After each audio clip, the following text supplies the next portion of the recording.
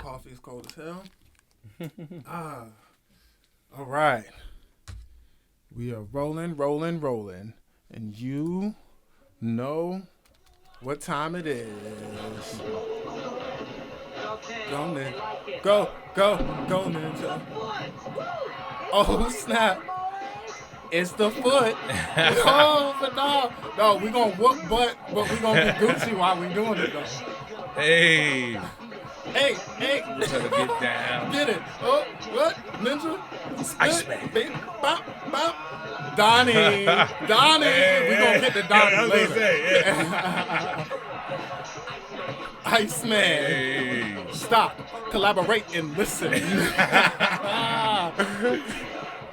Ninja. I love Get this. him, Leo. Nah, they no. Oh, you see the 80s wear? Oh my gosh, bro. Like, it's bang. Nice. And then they just dance afterwards. Totally That's so G right there. No, they about to get it though. Hold up. Bam. Go, Ninja. Go. Man. Titanic, my Titanic homie. Get it. Oh. Hey. Get it. Ninjas. Oh, snap. Hey. Rap. Ninja. Rap. Ninja. Rap. My man steals his girl, too. No. Mikey steals his girl. Yo, he got the groupie, son. My dog got the groupie. The turtle groupies is on that. Get him. Look. Nella. Ice. Nella. Ice. Hey. And then they hop on stage and just him. dance it out, bro. Hey. Like, oh, my gosh, man. Get him, Mikey. Go, Ninja, go. Oh, you know they hot as hell in this. I know, right? I know. They in a warehouse, bro. Dog. My man ruined the party, bro. Son, Shredder is such a blower, son. I think that's what we all learned with Ninja Turtles. It's just that, like, Shredder just was really a killjoy, son. Yeah. He was just a dude that was not getting any play, apparently. At all, bro. And he was just like, you know what? Yeah, these kids having fun. I'm not about it. Here, let me hide my all of my illustrious crap I got up.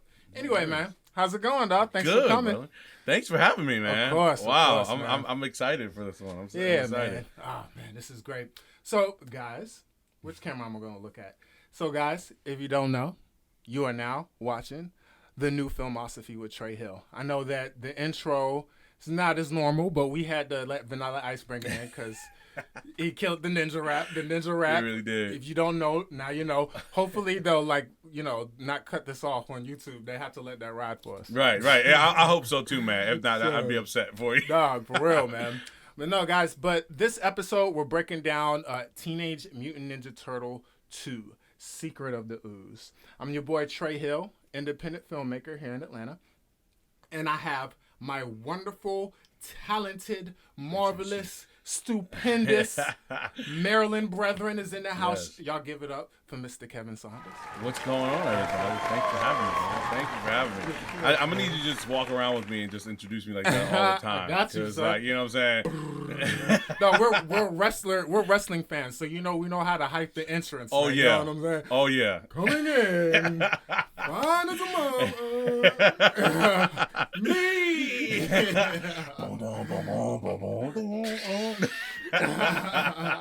Yeah, bro. And I don't know if you guys can see our boy Zach in the background. He is the film guru of them all. We'll get into his episodes later. You're going to see him way too many times, so don't worry about that. But no, man, he's an awesome actor, man. I'm really looking forward to working with him every single time we link.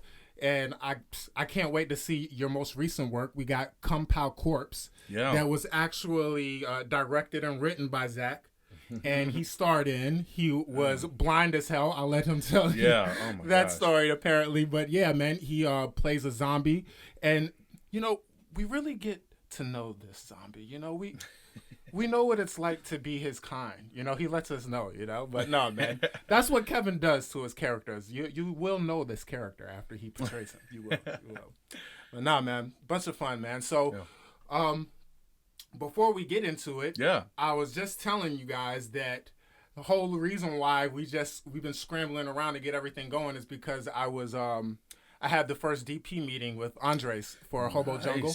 Nice, yeah, man. Yeah, man. And that's a film that we're working on right now. That was written by my buddy that passed away. R.I.P. to the homie Grip. It's a coming of age story that we're gonna turn into a feature, or we're gonna make the feature. But actually, Kevin's gonna be starring in one of the key roles in the short version that we're gonna be doing this fall. So yeah, man, me and Andres got to talking. I showed him your headshot, saw some of your scenes, man. He's like, yeah, man, this is yeah. So we're cooking. I'm super pumped up about it, man. I'm excited too, man. I'm excited. It's crazy, you know. The developmental process of filmmaking is beautiful. It's stressful, but it's beautiful. And then like, you know, it's just whenever you have that final product, man, you're just like, oh man.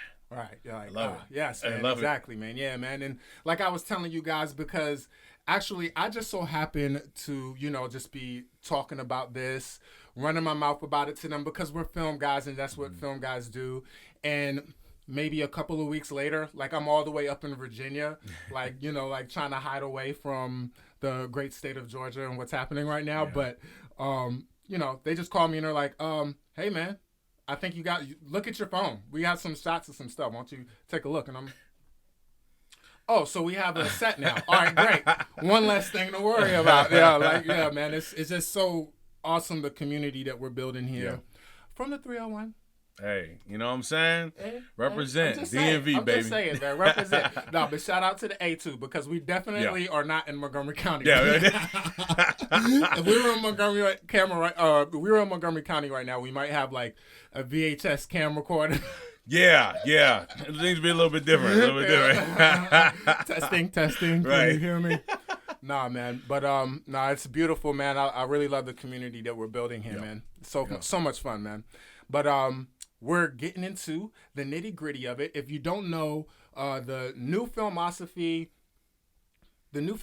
basically, I love film. And the whole reason why we got involved in this, I believe everybody around me, is because we used to go to the movies with our friends or with our family, and then it would blow our wigs back. And then we just geek out about it for like 2-3 hours, you know, maybe 2-3 days if it was real dope, right? You know, and these guys, man, like we just went to go see The Thing, right? Oh my gosh, that's right. That's what this show is. Like, we went to go see The Thing, and then we just kicked it over at the bar afterwards and just talked about The Thing and all of the implications. Is, you know, who. You know, was he the alien? Was he not? Like, right. That's you know, that's why I'm here, man. You know, 2020 is going very fast, by the way, because I was like, that's right, we did do that, right? Yeah, man. Do that. There was life at one point, right? Exactly. There was life, but no, man. But you know, that's what this is all about, man. I don't want to stop it, you know. And even if we gotta Zoom it, or if we gotta watch them apart or whatever, you know. But now we get to sit down and talk about it. Exactly. I'm gonna pull out my notes just so I make sure that we're getting to the nitty gritty of the TMNT, the secret of the ooze. We wanna get down to the secret of the ooze, you know. So I want to make sure we're not missing any parts, man. Yeah. So, and also, I'm sorry. Before we get into it, we have to do our traditions. Oh. There's traditions here. So first of all, you need to take this pen. Okay. You're going to have to take off your headphones. Oh, man. All right. But you're going to take this pen. Yeah, I'm a scream guy, so you can hear me, all right? And that's right. You got to take this pen and turn around. Our good friend Mahalia, I never erased her name. Okay. God bless her. We'll be working with her in the future. We did Men in Black. Nice. Oh, man. Nice. That was epic. All right. So you can erase her name. Okay. All right, she's still with us in spirit. And then you go ahead and put yours, and then you can erase Men in Black. Okay. And go ahead and put the TMNT2. Okay, cool. And do I erase it or keep this too? Mm-hmm, yeah, yep. You could turn it to episode 2. Yep. See? Oh see? My goodness! Look here. Oh my gosh, man. Here we go. These are union actors, man. They know what the hell they're doing here. Let's see. All right, here we go. My handwriting is terrible, you guys. So don't judge me. Don't judge me. Free.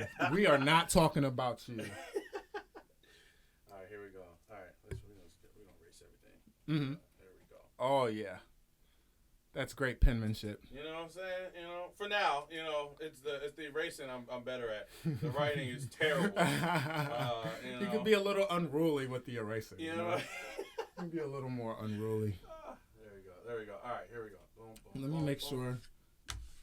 that we can see you. Yeah, we can see you. Okay, perfect. Good, Okay, good. here we go. All right. I'll keep the 2020s there. It makes sense. Here we go. I think we're still there. TMNT or TMNT Secret of the Ooze? Well, that's a lot to write, Yeah, I don't know if I have... We don't have the budget, all right, to be using all that ink, all right? Jesus. Got the T and the E and the E and the N. No, man, we can't do that. Boom. And then... TMNT2, what? Did you put the Secret of the Ooze? I didn't. Did you want me to? I think... Or Secret of the Ooze I think it's necessary. Listen, okay. I contradict myself, guys, all right? So...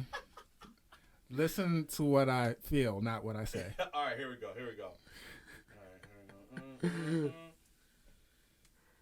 And my man brought the pops. All right, here we go. TMNT.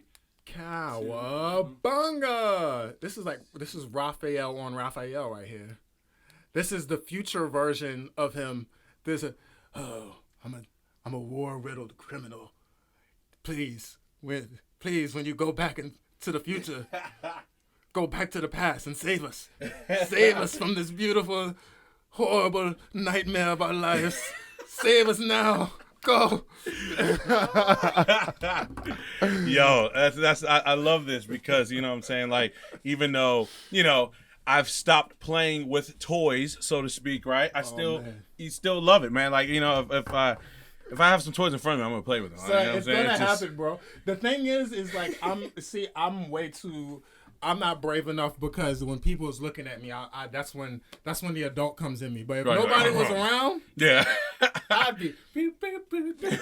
Or what's really dope about having a kid? I have a son now. What's really dope about that is you can talk to yourself and say all your little cartoon characters, and nobody looks at you like you're weird. Oh, he's being a dad. Okay. Yeah, exactly. But you're having more fun. Yes. I can talk like Yoda in front of people. Like, there is no try. And they look at me and I'm like, it's a baby. I got a baby. Is that a baby? I'm not crazy. That is funny. That is so funny. Yes. Oh my goodness. Man. All right. It's official, guys. So, all right.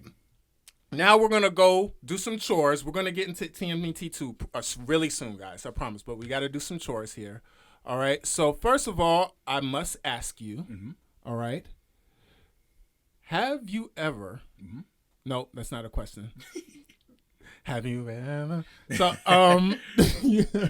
So what, my friend, there's no wrong answer to this. What is your filmosophy?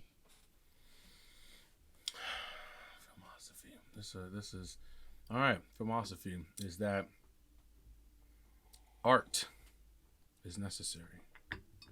Art is life. Without art, there is no life. Therefore, we need to pour our energy, pour our spirits into creating, watching, or being within the art itself. And film does all of those things. I love it. I'm down, my dog. Don't ask me to repeat that. I have no idea. What do you mean exactly? Well, on the third day. No, man. No, honestly, man, well, what I love about what you just said is like, I remember at AI, the Art Institute of Washington, my art history teacher really pushed my wig back when he asked all of us, what does art mean? And everybody was like, oh, everybody raised their hand. He put it on it's, pretty things, or, it's how you express yourself, or, it's me. Like, some people will get into like this deep thing, and he's like, okay, yeah, it's that too. And it, like, they felt all bad, Yeah. But mine was the truth, right? No. He's like, yeah, that makes sense. And he points, but then when he goes up, and he goes, in my experience, and you guys let me know, and it was the theme from then on out, from the rest of the class, he was like, to me, when I look at, like, what I love the most, when I listen to the things, like, it puts me somewhere, and you guys can call it whatever you want to do it. The physicists will call it something else, spiritualists will call it something else, whatever. But ever since we drew drawings on the cave, it wasn't us necessarily depicting ourselves, it was our surroundings. and it's us trying. Art feels like it's this to him. It's us trying to depict what we hold most sacred. Yeah. And when he said that, everybody tried to pick, and I've tried to pick that apart ever since he said it. You know, I've tried to be like, where's the hole in that, right? It seems too simple, right? Yeah. But every time I think about it, or what art is, that always comes to mind. And I love, because, you know, of course, we're in the medium of filmmaking, so of course that's what we're going to talk about. Exactly. How it's this form of all of the arts in a way, the way we see it, right? Yeah. But I just love how you put that, because when you're talking about what film is to you, what filmosophy is to you, what essentially you're saying is it's all of us trying to capture, you know, what these moments, right? Exactly. These and it's us viewing them and getting those spiritual moments, right? To relate to other things that we've either experienced or want to experience, or, you know, however. That's cool, man. My man, Kevin. All right. And then my other question is, name a VHS that you either still own or maybe the last one that you watched. Oh, bro. So easily. So, this question was way too easy. Oh, man. I already knew it, man. You know, like, so this morning. Just popped it in right now. Right. So my folks actually have a lot of the cassette tapes that we've had since we were children, like VHS. Yes, excuse me. Yeah, VHS. Cassettes actually too, ironically. But VHS tapes that we had back in the day. I believe, for the sake of today, I believe that I actually still have my TMNT 2 cassette tape. I think I have that. Is it green? See, mine was the white one. Okay, it was mine white. was the white one. Okay, I got you. Matter of fact, so all right. I think so. Here's what I think. I think the paper is ripped off of the TMNT 2 one, or it's really beat. TMNT 1, it was the green sticker. I knew one of them. Okay, the sticker. The sticker was green. The sticker was green, but it was still black. And then, honestly, I think I remember getting the third one, and it was yellow. It probably was. It probably was, yeah. The only reason why I bring that up is that, of course, Mahalia, the first episode, she said the VHS she still has was the Rugrats movie, and that it was orange. I was like, oh, snap. I forgot, right? I completely forgot about that. I was like, that's a dope first one. Right? So, that's dope. That's So I will say, I believe I have that. I know I saw like Aladdin, all the Disney classics, all the Disney ones in like the plastic casing. Right. Like we still have all those, and like my mom's like, you know, we're not gonna get rid of them because just it's classics. You have it, you know what I mean? So it's too epic, But I will say TMNT 2 for the sake of this, because I know I have that somewhere at my folks' house. I know I have. I love that. Yeah. That's dope, man. That's impressive. And this question means so much now with COVID. What's the last movie you saw at the theater? Oh, bro. That is an interesting question, because I had forgotten, actually. I'd forgotten what I'd see. Sometimes I'm just looking at everything recording. I'm my own producer. No, you're good. Zach, do you know? I'm glad he's actually here for this one. What was the last movie? Because we saw a movie before. Invisible Man, February. Before that, I don't know what we last saw together. Oh, yeah, that's right. The Invisible Man. I know for me, if this helps at all, it's somewhere between The Joker or Hustlers. Joker was this year? Joker was like December, I think. Okay. Yeah. And I know I saw something in February. Yeah. I can't remember what was out in February, but I know I saw something in February. Dang. I you know it's funny. Me and Zach were talking about this at one day, and I can't remember. Wow. Isn't that horrible? We would have at least knocked out, man. I'm acting like it's not the middle of the year. We would have easily banged out 20 films probably by now. Yeah. Man. Oh my gosh. Especially at the Plaza, man. Shout out to them. Man. I hope they're doing all right, man. You know, like in all of those little boutique theaters, you know, like we went and saw Candyman there. We went and saw the Thing there. Yeah. And that's where Scott, he did like a little release of his episode of Black Lightning, and and I saw like Clifton Powell there and Angela Bassett and all them was cooling out there, and I'm just like, oh man. Those moments, man. Yeah. A shout out to the Plaza. Yeah, they've actually been doing a lot of drive-in movies, which is crazy because my last drive-in I saw was actually The Princess Bride. Me and Tag go see that, that's so cool. which was my first time seeing it. Wow, I've really? never seen The Princess Bride. No, I've never seen that movie. I'm glad for you for that. So so that was pretty. So they're adapting in that way. And is it on the opposite side outside? So they've actually teamed up with Dad's Garage. And for those of you who don't know what Dad's Garage is, they're actually an improv company, and they have all sorts of dope shows and classes and everything. So shout out to Dad's Garage. But again, talking about that community that we were talking about earlier, and just everyone kind of sticking together here in Atlanta and say, okay, look, we're all going through it right now. We're all going through it right now. So let's kind of team up to have the best of both worlds here. So they actually are having their shows typically at there's a lot right next to Dad's Garage. Right. A nice blow up screen there, and everyone parks in that lot. Everyone there's a food truck out there. People order Uber Eats and everything. It's really awesome. And it's been a dope way to even if it's like a movie that I haven't like really like wanted to see, or if I've seen 100 times, I'll try to like go for the most part just to get out and go see a movie in the theater. It's just kind of interesting how we're going backwards in a way to kind of appreciate what we have now. Exactly. So, man. I always wanted to go. What is it? The Starlight Drive-In. We have been talking about going there since we started dating. Or since we moved here, I should say. We still haven't gone, but in any event, you're right. Where it's just because I filmed a couple of events that were actually like concerts and screenings and stuff, and that's exactly the idea of what kind of we gotta go back to go forward almost, right? Yeah. With this whole social distancing thing, right? Yeah, man. Yeah, and shout out to Dad's Garage, also Alexandra Petkus. She's an actress that we're gonna be meeting on Saturday. We're going to talk about La La Land. We met. Yes. Oh my gosh, I'm looking forward to it. Yeah. That's where the little schoolgirl's going to come out of me. Ryan Gosling is there and Emma Stone and we're dreaming. I can't wait. It's going to be great.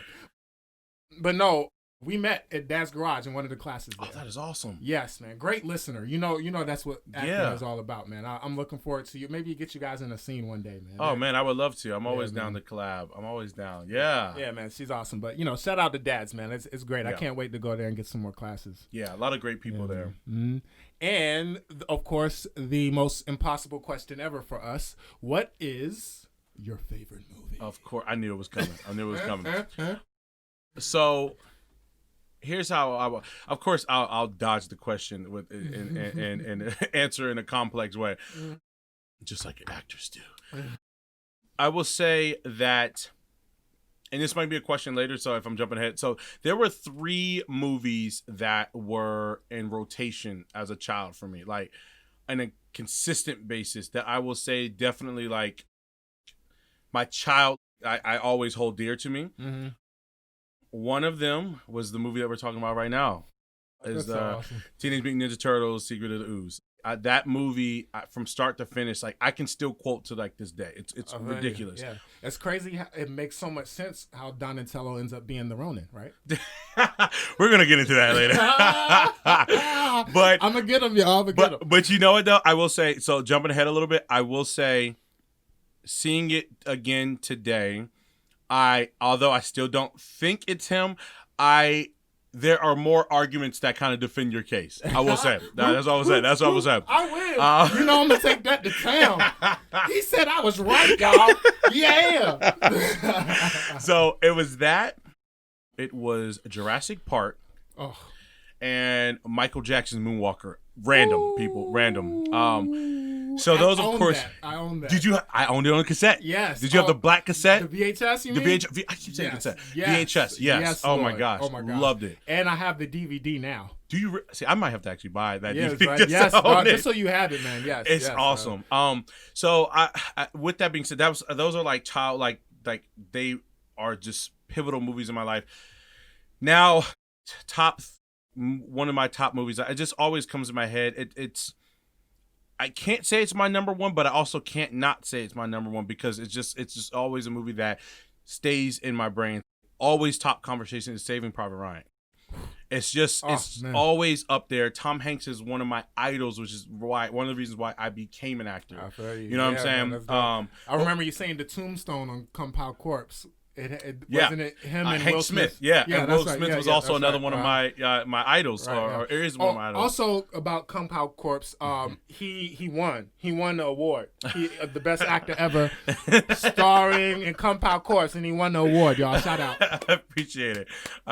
Nah, honestly, what festival was it? It was the what was the festival again? Something Wicked Film Festival, awesome. An Atlanta-based film festival as well, right? Which is really dope. So shout out to them.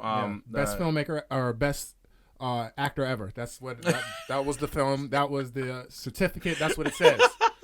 Yes. I think maybe or maybe I just added that extra one. ever. No, I thank you. I appreciate that. But yeah, I would say just for the sake of like now as an adult, I'll go ahead and just say Saving Private Ryan. That's dope, man. Yeah, that's 2 Spielbergs in there. And that's why we can't allow Zach to say anything, because Zach is, first of all, he's the top Star Wars nerd in the world, Craig. Basically. In the world, Craig. Y'all gonna find out in the world. All right? And then on top of that, he is just the Spielbergian of all Spielbergians. You see this? Jaws? Do y'all see this? They'll see it in real soon. He's a Spielbergian, but I love that you guys. It just shows that you guys like know what storytelling is, man. Because when it comes to visual storytelling, there's this. Jurassic Park is just a clinic for how to go to VFX route. It's not, you don't dump it, you sprinkle it. It's timeless. You still don't see the VFX to this day. Yeah.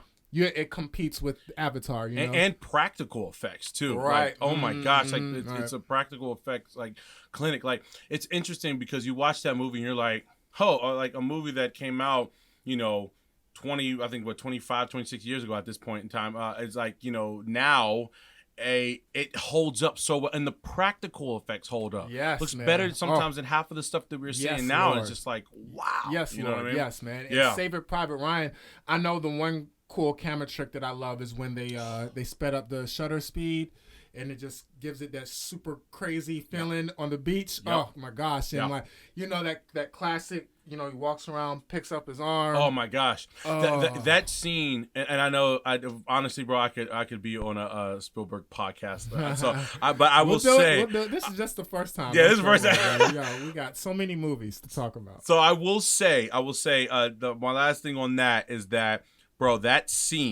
opening scene on the beach. And it's interesting. I had a history professor before. I would watch the movie before, but he actually said it's one of the most. He said an army general or whatever was like one of the most accurate depictions of what war is like. The crackling sounds, everything about it, but how he puts you there. Oh my god! And it's like you're on the edge of your, especially anybody who's never seen it before. Right. You're on the edge of your seat the whole time, just like. Oh my gosh. Yes. You know what I mean? You're in there. You're feeling like you're a soldier. Like Yes. And then when they finally get over the beach, spoiler alert, it's like sorry, you've had like plenty of time now. You didn't U.S. history. You asleep. Right. You old 2.0 GPA having.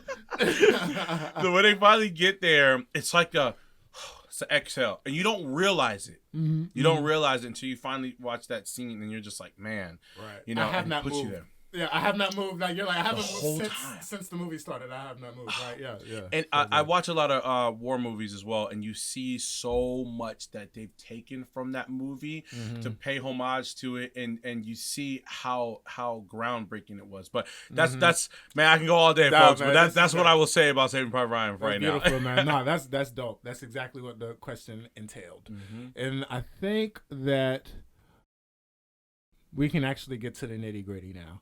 All right. So yeah, man. So TMNT 2. Yeah. Now, do you remember the opening shot? I remember like them all jumping up and forward, and then the freeze frame. Bro, I want to tell you something. This is not me embellishing or anything like that. I watched it again today to prep for this, right? And I'm always excited. I got chills. The opening scene, bro.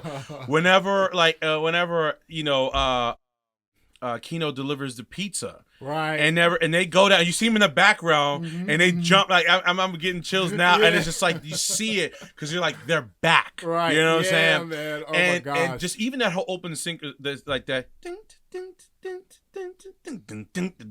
you see everyone eating pizza, and they take in New York City so much. Like I've never wanted to go to New York City so much more after watching that movie, bro. And it's just like it's a culture. Oh man, it's beautiful. like when it's done well, because like 80s and 90s had this. Of course, everything was shot in New York, right? But the ones that really made New York a character, right? Like, like that's what really they were able to capture, like almost like with John Hughes introducing all of the different characters in the high school, like it's like that, but we're like they're slowly showing us New York City in essence, exactly, right? And it's so cool. I feel you on that, man. Oh man, and pizza is a New York thing. You know what I'm saying? Like it's a part of their culture.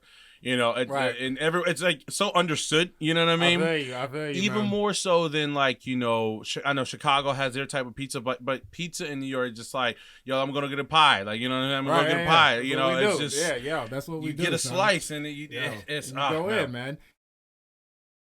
What's also was dope to me. Teenage Mutant Ninja Turtles was a movement. Justin Bieber, Beyonce, TMNT, like when they came, and it wasn't even supposed to happen. It wasn't. They were getting fought like tooth and nail. Like they weren't allowed to use their weapons. Or not even in the cartoons. They had to make the foot machines so that so there wouldn't be violence, on actual people. And then even in this movie, the only time they actually use their weapons is when Donnie hits him with the bow. Yeah. Another reason why he's the running warrior. And I got plenty. And what's dope to me is I really love the story in TMNT, and I love the second one. Don't get me wrong. My favorite is the first one, just because when they're circled around a campfire and Splinter Beautiful. comes, like I get you know what I mean? It's just like, remember. I love all of that, right? But what's so cool about this one, this is the movement has begun. We've got TMNT fever. They're doing rock concerts. Yeah. Vanilla Ice is in the building. He's trying to get his little ninja rap money real quick. It's like, crazy. It's huge, and they just start off. Give us the turtles. Like they're kicking butt. They're awesome. Oh my gosh. Outrageous. What is it? What did he say about the nunchucks? Oh damn. He goes, combat cold cuts. Yes, combat cold cuts. Yes, man. Yes, oh my gosh. Man. They just give us the turtles. Bam. Like opening scene. Donatello was like, well. And I'm telling you, it's so funny because you kind of, within that little short amount of time, you kind of get to know the turtles. For anybody that's like, I didn't really see the first one. Let me, what I'm saying? But it's like you get to know them so well. That whole fight scene is like my favorite fight scene of it. I mean, the dialogue and everything when Donnie's like, oh, whoa. And dude's like, what? And he's like pushing him. And he comes back. And rah, rah. It's so funny, So great, man. And like, combat cold cuts. And what did he say? He said, the missing link. Like, it was just, everything was just so funny. It embraces the campy. Like, don't run away from it. Like, this isn't supposed to be, these are Teenage Mutant Ninja Turtles, all right? Yes. Like, it's not supposed to be the Dark Knight, Like, exactly. We're going to kick butt. We're going to have fun and say some cool stuff in the background, like, in all its splendor, right? And that's what I think was interesting. So, I know we're talking about two, but like, with one, I as a kid, and when I introduced Zach to the movies, I told him, I said, I don't know what it was. I loved both movies, we'll get to the third one, but I loved both movies. But the thing is I was more attached to the second one. It just was so much love behind the second one. But I loved the first one too. So I wondered, as an adult thinking back, I was like, was the first one darker? Like, did I feel that way? You know what I'm saying? And from what I remember, it was when I watched it again, it was definitely the tone, like stylistically, it was shot. It was a lot darker. Most of the stuff was happening at night. It was a darker filter, everything in shooting it. But I felt like it was still more lighthearted than I remember. And I was like, what was it about two that I love so much, and I just think it was just everything just about the movie. But I do agree though with one. They were splitting the difference because I mean, and I'm sure we'll get into this. The Turtles and you know the creators, the comics were a lot darker. The comics were a lot darker. Mm-hmm. Then it was like, how can we market it to kids? I watched again before we came over as well. The Toys That Made Us, you know, and ironically these toys, you know, and trying to market them as toys and how they weren't supposed to be a certain way and how they were, you know.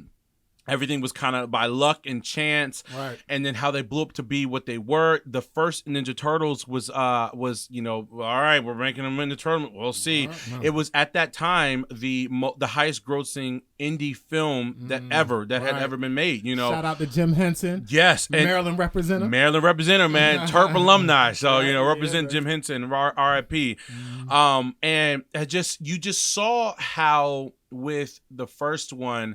They were creating something new here, and then with the second one I felt with it was a lot more I guess I can't really say it was more lighthearted, but I guess it was a slight tonal, even how it was shot stylistically was a little bit lighthearted, which is, you know, appealing for the kids as well a little bit more, because that was the big deal, was trying to find that happy medium. And they were saying the first movie especially was, oh, it's going to be too dark, right? Kids aren't going to like it, yada, but everyone loved it, you know. And then when it had 2 come out, it was just like, I think 2 did well. It didn't do quite as well as number 1, but it did do well.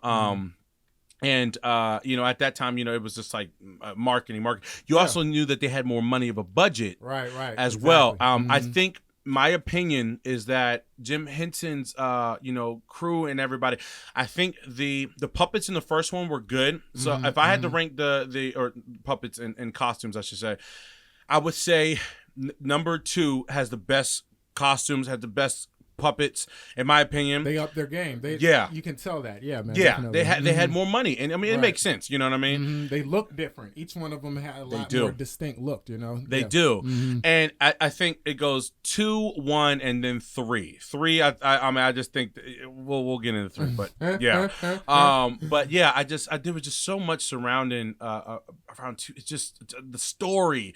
You know, Donnie, you know, asking, you know, hey, I thought it was more than this, you know. Right. I thought we were just not some big accident. I just thought it was more than this. You know, that was my part. Yeah, like that's it. We're just we're just the accident, right? Yeah. But that's what they kind of learned, right? Like at the, you know, it's like that's kind of all of us. Yeah. And that's what all of these weird accidents and stuff is what makes us who we are and what's makes us our life, right? You know. And, so man. Splinter says a line. I know I'm going to botch this up, but he was like, "Don't mistake your perception of an accident to basically, you know, belittle the idea that, you know, your purpose is actually bigger than what your creation seems to be, basically, right? Right. And it was kind of deep, you know. And as I went back and I was watching today, I was like, oh, that's like you said, it's all of us. Right. You know what I mean? Exactly. We were in an accident, or like what we thought was supposed to be, you know, more magical. Sometimes it's not always like that. I would say most people are accidents, or it was just a normal life, you know. But it's what, you know, you do in life to make it make your life that much more legendary, you know. Yeah, man. So, yeah. Absolutely. When I'm getting into a couple of other sci-fis, like with Blade Runner and stuff, I'm gonna get more into this book. But like there's this book that really cracked my head open that my brother-in-law gave me, called Homo Deus. And it's basically talking about like this transhumanist movement that we're moving into, where we're getting into the next level of existence.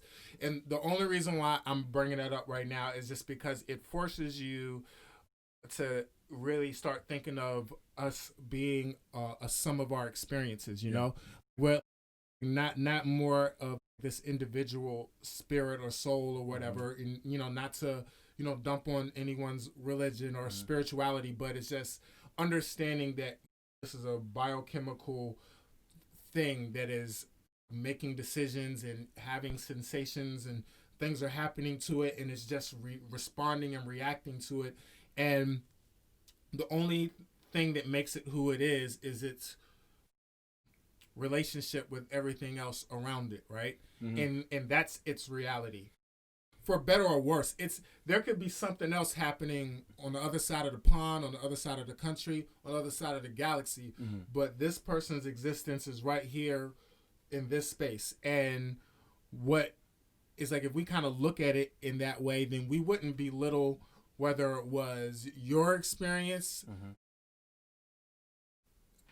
somebody from India, white, someone, a Viking, a turtle, a robot, whatever, whatever that is.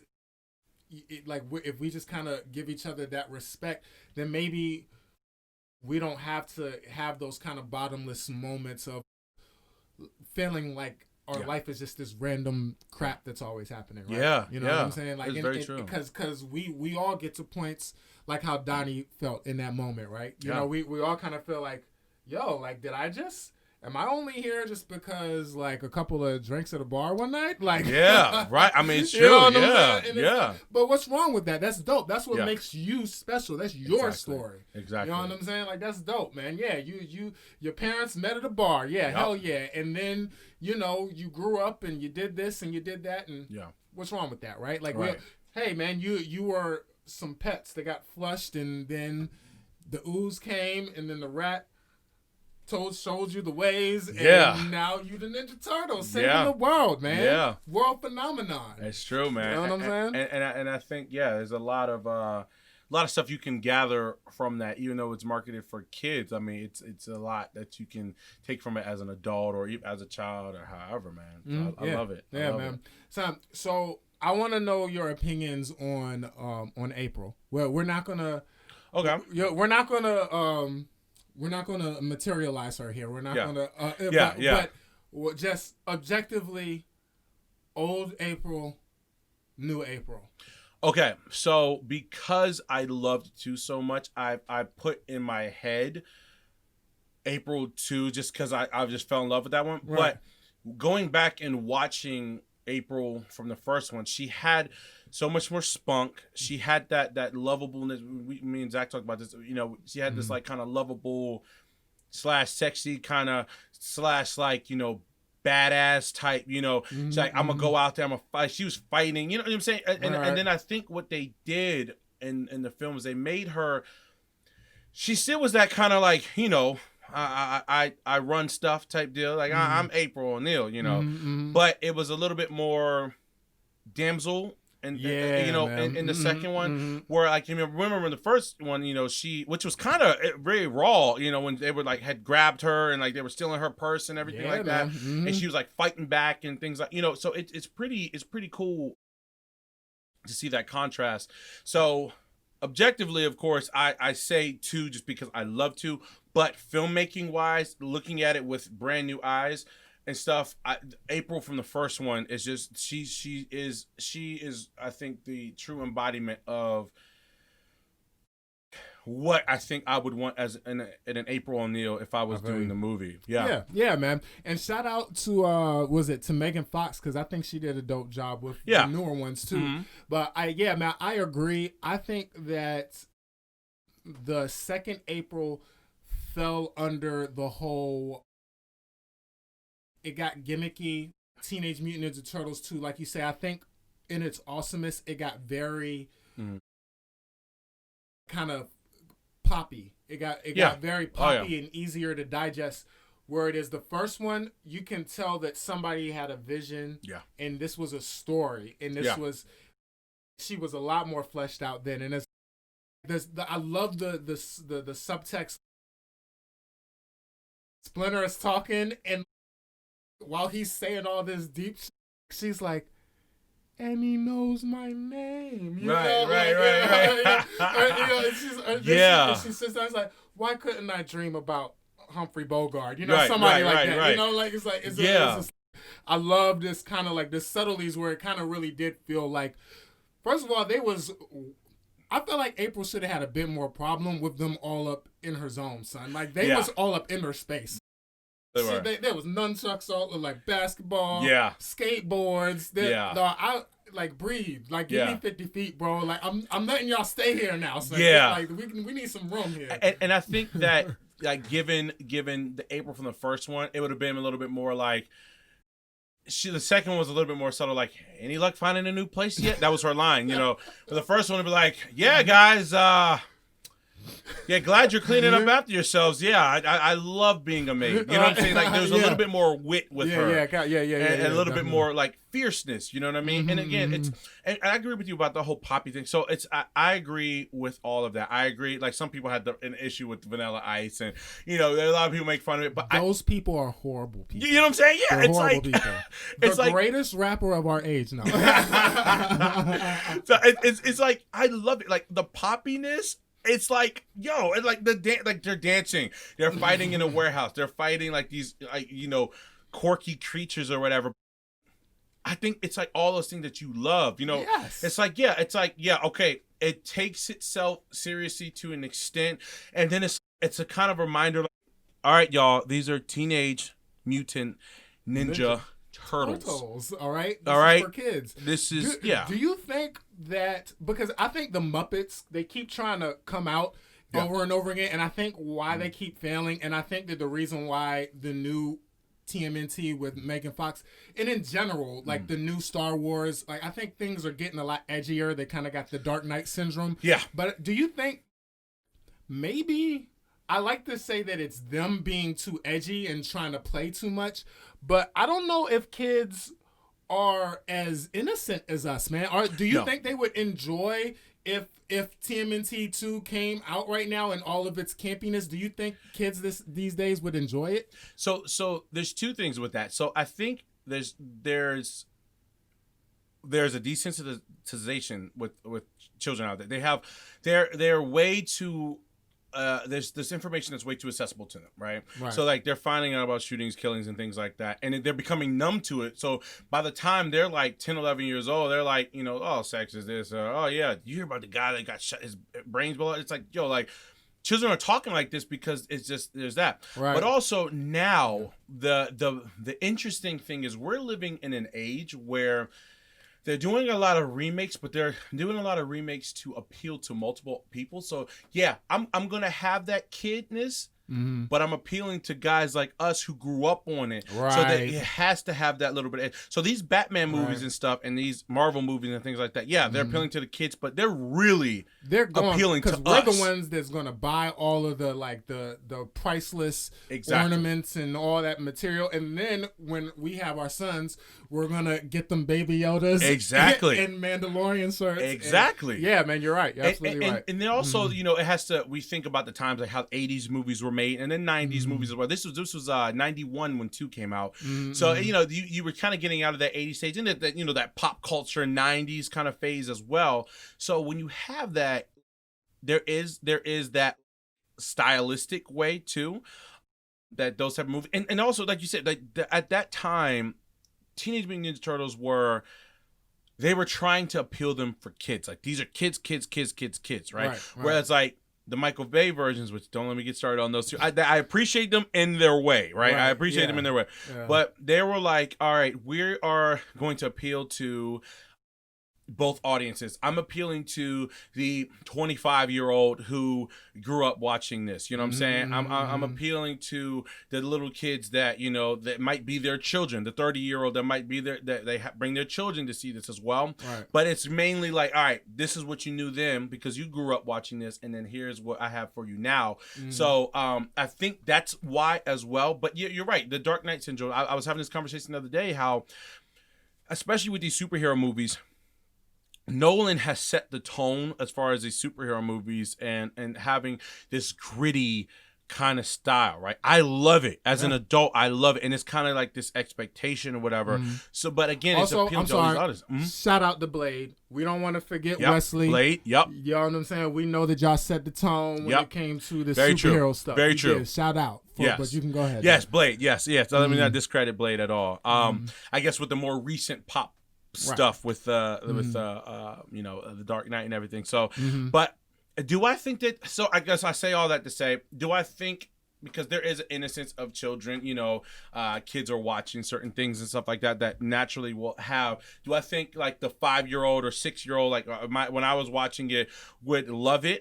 yes, if it was more campy or whatever, but they're just not making movies like that when it comes to things like that, like reboots, because they know that what's called a money game. Like, we don't really care about them kids. We're like, all right, we're gonna appeal to the adults and the kids. So then the kids are getting used to seeing stuff like that because that's their new lens to it. Our lenses to it were this innocent type of fun stuff. Yeah, you know what I mean? Yeah, man. And I don't know if we had anything. We didn't necessarily cling to the source material. It was a phenomenon in itself. I feel like the Ninja Turtles, and there was nothing that it had to live up to. Is what I'm saying. So it could be it in all itself, and it didn't need to be different. Exactly. So maybe the next one had to be different, and different in this instance is darker, right? Exactly. But then I also think about, just like, for example, when we talk about how, like, I didn't even notice that they never used their weapons. Like, I'm like, this entire childhood, all I remember is begging to have a bow and begging to get nunchucks. That's all, being in karate class, asking to play nunchucks. We're in the suburbs, and the old white man is like, I don't know what nunchucks are, bro. So, you know what I mean? Like, we all wanted that stuff, but it was like, the whole time they weren't even using them. Exactly. And I feel like if that was now, I think they're a little too smart now. I think that, like, we were just kind of, Ninja Turtles, But now, I bet you that'd be the first thing a kid would say, would be like, they're not using the nunchucks. Yeah. Why isn't he using them? Right. You know what I mean? Like, this is a little smarter now, right? And it's interesting because, like, I noticed it now too when I watched it. I was like, the one time in 2, Donnie, like you said, uses the bow. Then I know Leo used the swords only in the beginning to throw them up in the air so he can jump up and kick somebody. Right. Raph never uses the sides, like, ever. Right. Yeah, they just look way too dangerous. Right? Way too dangerous. And there definitely is a dumb. Actually, there's a scene when they're fighting in the junkyard where, and this is probably just a mess up on production side, but Leo gets thrown by Razor, and he gets thrown, and he doesn't even have the swords in his back. Oh wow, that's crazy! I know. So I was like, I know what you're talking about when they first show Tokar and then Razor, Razor and all their glory, right? And then, like, they grab him and he throws him, and then he's like, I was like, I noticed it today, and that's when you start making your own films, or when you start being in films or writing and stuff like that. It's a gift and a curse, people, because sometimes when you go back or when you are watching new films and stuff, you start catching things. And the best advice I can tell you for anybody that's starting this out or starting to create films or starting to be in films is just learn to deal with it. Don't pick any other films apart, because you will go back. If you start thinking everything's so analytical, you will learn to not love half the stuff. Yeah, man. It'll just crush your whole. It's like learning the magic trick. It's like learning what it is, right? You lose the allure, right? Yeah. I mean, that's why I really do pride myself in my checkout skills. Like, I can check out it. And when I was younger, and I was and I'm like, I want to be the best filmmaker ever. And I'm like, I would just dissect and everything. And then I looked up, and I didn't even like movies anymore. I was like, I don't want to watch this. No, I don't want to play. So I was like, so I really had to change the effort pill. You know what I'm saying? And honestly, I feel like I've breathed life into everything. Not only do I enjoy watching them more, I enjoy making them again now, because they don't care that the viewer doesn't care that you didn't get that perfect magic hour shot. They don't care that you did the close up instead of the wide. They want to feel it. That's all they want to do is feel it. And if you are following that as a storyteller, whether you're writing it, whether you're filming it, you need to be able to go to bed with that, man. You got to be able to go to bed with the fact that I'm telling a story. Exactly. And that's all. I cannot let this ruin my joy. I can't let this. I will pop these things in, and me and my sister are like dancing to the Goofy movie. Yeah. And now picking it apart. Hell no, I'm gonna like you're gonna love it. Yeah, give me my 2 hours back, man. I want to enjoy that. You know what I mean? Yeah. So I'm glad you said that. And it's funny because even as when you're filmmaking as well, as like what I tell people that, especially because the film industry has a way of, I love the film industry, but it has a way of kind of desensitizing you or making people bitter that, you know, let it affect them. Right. So I tell people that, look, you have to get back to those roots of childlike wonder, you know, man. And beauty of just saying like, yo, like, yes, don't get me wrong, you can still follow all your credentials and make sure you get those shot lists and things like that, meet quotas and all that, but enjoy the moment, and go out there and just be like, yo, y'all, we're creating films, like, yo, like, this is a dope, you know, place to film. Like I'm sitting back and I'm watching this thing. These guys are in costumes, fighting people, like doing roundhouse back kicks, and I was like, yo, this made me want to study martial arts. You know what I'm saying? You did? Yeah, and man. Yo, like, this is crazy. This is everything, man. I also think that now what you do, it's I forgot the proper term, but it's these phases that you go through. That final phase is when you're combining that innocence with that knowledge, and you're able to appreciate it even more now, right? When you're looking at a painting and at first you saw it in all its splendor, but then you walked up on it and you saw the little brush strokes, and like, you as a painter, if you're a painter, you're looking at those brush strokes and you're like, yo, that's 1,000 brush strokes that they took to make that one little tone that created that. When now I'm looking at TMNT 2, and I feel like I appreciate even more in a way. Wow, they did fight choreography. They did fight choreography with the clothes on, and then with the muscle suits and stuff on, and the shell shell on. It didn't work. They did it again. And then the shell looked too fake because it was too soft. So then they did it again. And then the whole time there's a whole team that's thinking of this when he's saying that. And then there's the voiceover team that's recording the dialogue. Shout out to Corey Feldon. Yes, yeah. He's Donatello's voice. Yeah, bro. Yeah. I found that out recently, and I was like, oh wow, like, you go back. Actually, the guy who does Splinter. What's his name? I'm drawing a blank on his name too. Yeah, he does Elmo. Bro, he's been doing stuff for years, bro. He's been killing the game for Dark a minute. Crystals, bro, everything. Yeah, exactly.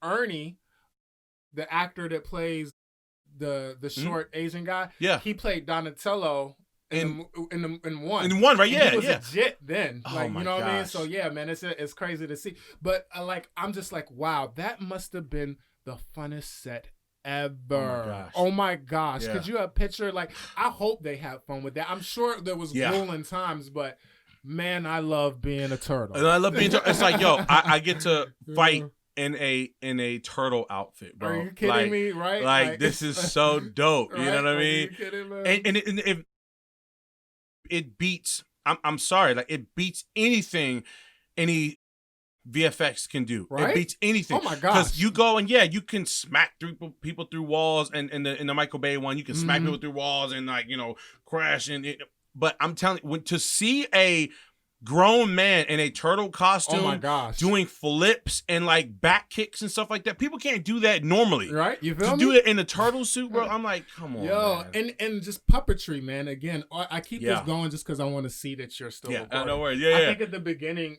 our close-ups might have been off, but anyway, we'll figure it out. Most of them are hopefully listening anyway to the podcast. But anyway, that's neither here nor there. What's the texture of their skin. Oh my gosh. It's you like that, you know? That's a whole other thing. Like, they had to light that fabric or whatever that skin was, you know, versus the human skin or darker Ernie versus, like, the lighter April and the background, the lights, it's within the ooze and and then the lights from the the TGRI place or whatever. Oh my gosh. Like you're all of that stuff in concert. That is awesome. And then you got this beautiful green. this beautiful green skin. Me as a cinema, as really appreciating film from that aspect. It's like that beautiful green skin that I have. Yeah. To be up against some nice reds or oranges, or you know what I mean. It's just like I can play with that. You're giving me a whole other. Yeah. You know what I mean. It's just you can't imitate that. They do imitate it in VFX. But, yeah. But it's because actually I just finished taking this Houdini and Maya software class where where you're doing 3D digitizing, and it's scary. Essentially, what you're doing is you're taking anything, any piece of material, and you can make it however big you want. You can take it into any shape, make it do whatever movement. That essentially is what all of these VFX technologies are doing. They're doing the job of a sculptor. Yeah. That would then give it to the puppeteer artist, who would then give it to they're doing the job in the computer and shout out to it because it's so integral and detailed. And I do want to say that real quick. So as I say, I'm a huge advocate for practical effects, but I do want to point out there that I absolutely love VFX, and they'll say it too. I don't mean to cut you off. Yeah. VFX artists will tell you we don't want to just cake it on. They got rushed with Black Panther, and that's why the ending scene looks so campy, right? Yeah. Where it was. Yeah. We want to be able to lay it on top of something practical that's already there, right? That's when we're best used, right? So, exactly. Right. And I have the utmost respect for VFX artists. I mean, it really is a science, folks. It is a absolute science. Oh my gosh. I could talk about the Matrix VFX artists on there. Oh I mean, my gosh. Bullet time, they changed the game, man. They created stuff that was not even created yet. Oh my gosh. I just wanted to point out that again. I can go off on a tangent on that, but I definitely wanted to, even though I'm an advocate for my practical effects, I want to make sure that it is known that VFX it's a love and beauty in its own right. So right, yeah, man. Well, I want to go back before we start, because by the time we get to the end of the movie, we're at the end of the movie. So I want to go back.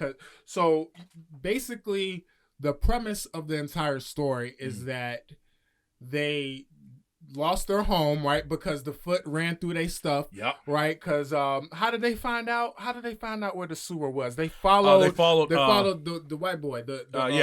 Casey Jones. No, it was. Oh no, the little boy. That's right. The little boy. Yeah, took him there. Yeah, no, yeah, because I think, he told him where it was at, and he felt all bad. Yeah, he snitched. Yeah, he snitched on him, man. Oh, son. Anyway, so he snitched on him, dog. He was on cold Bama, son. But did he redeem himself? He kind of, but he still needed his ass. I'm sorry. Yeah, he needed to beat down, bro. He needs to be. He snitched on the click, man. Yeah. And you got pops taken. You got Splinter taken, bro. Exactly. Ooh, I'm about to. Yeah. Where this youngin' at? Right. Anyway, so they lost their spot, and they end up finding the Illy train station, bro. The train station. The music that plays when they find it, bro. Oh my gosh, and it's just like, heavenly. So I wanted to live down there, son. The old train station looked lit, bro. That joke looked lit. You can, like, Donatello had his little nerdy station over here, and then whenever they get in trouble, they can backflip and shit over there. Exactly. And then like their rooms are like the different train cars. Yeah, train cars. Dog, that's every little boy's dream, right? Oh my gosh, bro! When they went in there, and then the shout out to the set design there too, like the cobwebs and just like, bro, you had this new world, and like you said, every child was like, bro, I want to live in the sewer. I honestly thought that was down in like every sewer. Right? Like, yeah, the right. Ninja Turtles made me think that if I go down the sewer, I might find some turtles. And then on top of that, I might have this like awesome wonder that I'm gonna walk into right now. Like for like a month after the movie came out, like the news was like, in other news, numerous children have been found in the sewer. We don't know what is happening. Someone save these children from the sewer. Like, look, man, I thought Donatello was down here, man. I'm sorry. Bruh, I'm chilling, Ma. It's comfy. It's comfy. It's really cool down here. Man, it's dope. But I mean, when I think this whole thing is about them finding themselves, right? They're misplaced. They thought that they beat Shredder. Yeah. We saw them in all their glory in the entrance, and they like, it was fun. They whooping butt, and it's easy, right? It's nothing, right?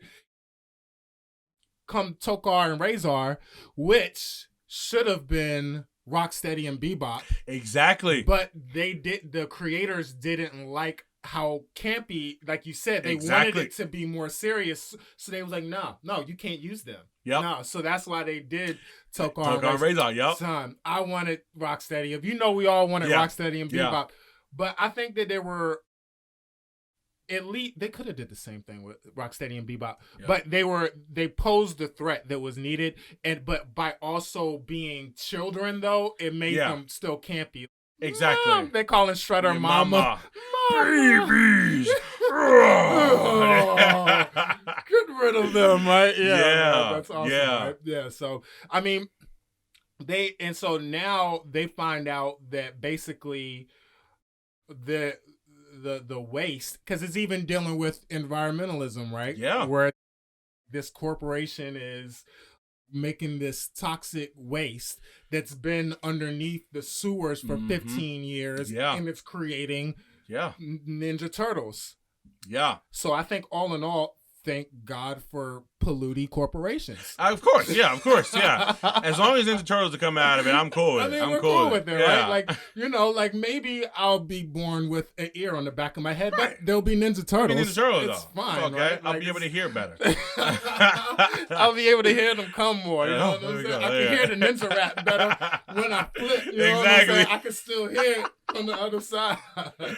So, but it's true though, man. It's crazy because, like, when they were talking about TGRI, and they were talking about how, you saw the dandelions, and it's really interesting because it does get into more of the specifics of things and how this is wrong, this is what's going on, and how they tried to sweep it under the rug, and then it's like that intertwined with the story of the Turtles, and then them finding out, like, oh wow, and then, like we said earlier, just kind of coming of age and like figuring out their place in society, which is interesting. And not to fast forward to the end of the movie, but like whenever they're finally like revealed, and he's just like, oh gosh, and he's like, oh, have you guys been in the shadows? They're like, yeah, of course, and he's like shows them the newspaper, and it's like, yeah, sorry. All right, yes. So it's kind of cool. It's kind of cool. I wish they would have picked up off that a little bit better than what happened. Well, I have to watch it as an adult because, first of all, I've said this to you guys before, where I, in my most naive, when I'm the most innocent and I really fall back, very seldom do I watch a bad movie. What people may say critically acclaimed, it's getting the Razzie or whatever. Very seldom do I end a movie, and first of all, if I watch the end of the movie, that's telling you that I mean, you did what you were supposed to do. You know what I mean? Because I watched it for a couple hours, right? But there are some that I couldn't sit through. I'm not saying that there aren't some really bad ones, but it's all very subjective, it's all a very subjective thing. And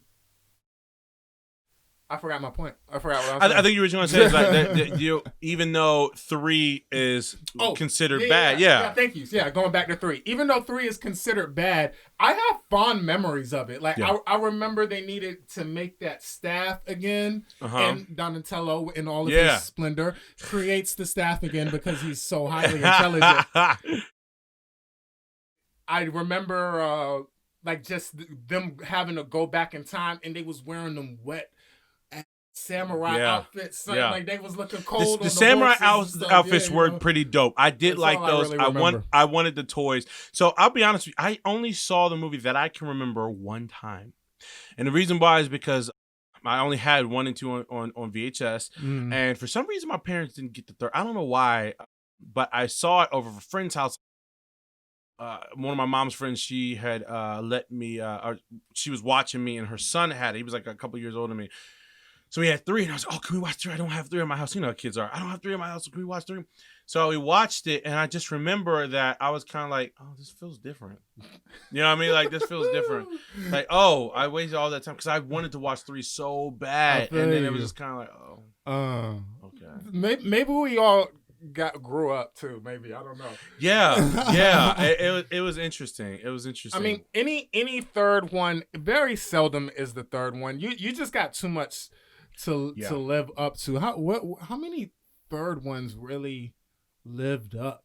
When is the third one like, yes, thank you? Well, Revenge of the Sith. I was about to say, Revenge of the Sith, believe it or not, I know he is going to definitely like that one. I enjoyed Revenge of the Sith. I loved it, bro. Like it's like my second or third favorite, depending on the day of all the Star Wars. I mean, and also I loved watching conflicted. Yes. Oh my gosh. Same. What is it? Like Breaking Bad. Like what? I'm at a loss of words. Who is it? The hero? Are you talking about Walter White? Yeah. What kind of hero are they? Oh, anti-hero, yeah. Yes, the anti-hero, right? Yeah, I really loved a conflicted person not being good for goodness sake. I like to, I probably have a, I mean, yeah, I think I just prefer I prefer I don't want to say I prefer villains, you know, I almost said that like, but it's the conflict. And it's funny because I think we see eye to eye on that because there's something about a turning point. Of a character, right?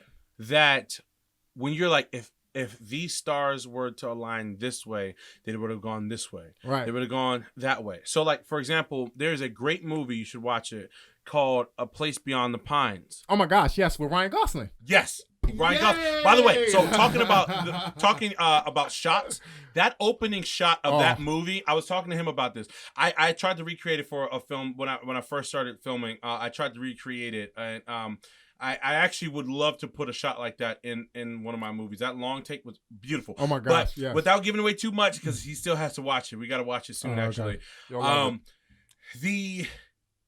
The idea of having a person and having a situation, and if situations were to have lined up a little bit differently, right, this could have happened or this could have happened because of that and that. Right. So it's kind of interesting how I love stories like that as well. Right. So yeah, I concur with that. Man. I concur. And honestly, all my TMNT homies, I love y'all to death. All right, but honestly, that's what makes me love Shredder so much as a villain, because for real, I mean, is he a bad guy? I don't know if he's a bad guy, man, because maybe like if you was ill with your taekwondo, you was ill with your way, and then, you know what I'm saying, one of your homies rat scratches you in the eye, you know what I'm saying, and then you know what I'm saying, you trying to get your thing together, you know what I'm saying, you got your foot, you teaching